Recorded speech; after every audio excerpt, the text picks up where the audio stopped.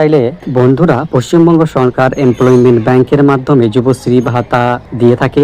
এই ভাতা প্রতি মাসের 1 তারিখ দেওয়ার কথা ছিল, কিন্তু বাস্তবে এটা হচ্ছে না। প্রতি মাসের 1 তারিখে যুবশ্রী ভাতা পাওয়ার কথা থাকলেও আমরা কেউ 3 মাস, 4 মাস এবং কি 6 মাস পর্যন্ত ভাতা পাচ্ছি না। কখনো আবার একটানা 6 মাসও ভাতা দেওয়া হয় না। এই অনিয়ম কিন্তু চলছে বছরের পর বছর ধরে। প্রত্যেক বছর সরকার ঘোষণা করে আরও 2 লক্ষ নতুন যুবক যুবতীকে যুবশ্রী ভাতা দেওয়া হবে বলে, কিন্তু সেটাও দেওয়া হচ্ছে না। যবে থেকে এই প্রকল্প চালু হয়েছে আজ পর্যন্ত ভাতার পরিমাণ 1 টাকাও বাড়ানো হয়নি। কিন্তু আমি সম্প্রতি কিছু রিসার্চ করে যেটা জানতে পেরেছি বন্ধুরা, পশ্চিমবঙ্গ সরকারের আমাদের দিদিকে বলো হেল্পলাইন নাম্বার যে রয়েছে, এই হেল্পলাইনে নাম্বার করে কিন্তু সমস্ত সরকারি সুযোগ সুবিধাগুলো পেতে পারি। এই হেল্পলাইনে যারাই ফোন করেছে যে কোনো সমস্যা নিয়ে, তারা সকলেই কিন্তু তাদের সমস্যার সমাধান পেয়েছে।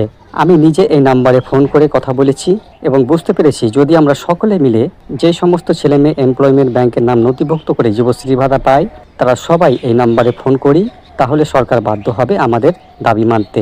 আমাদের রাজ্যে প্রায় 10 লক্ষ বেকার যুবক যুবতী আছে। এমপ্লয়মেন্ট ব্যাংকে 40 লক্ষেরও বেশি নাম নথিভুক্ত আছে। যদি এই 10 লক্ষের মধ্যে অর্ধেক মানুষও ফোন করেন, তাহলে সরকারকে কিন্তু আমাদের দাবি মানতেই হবে।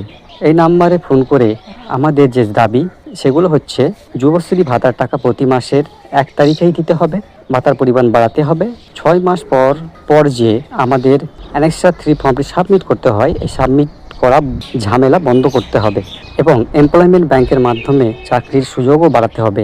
বন্ধুরা, 2026-এ বিধানসভা নির্বাচন। এই ভোটের আগে সরকার মানুষের চাপে থাকবেই, তাই এখনই সময় আমরা এক হয়ে এই নাম্বারে ফোন করি, অভিযোগ জানাই এবং নিজেদের দাবি রাখি।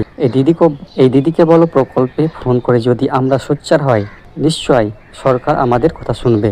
তাই আর দেরি না করে আমরা 9137091370 এই নাম্বারে ফোন করি।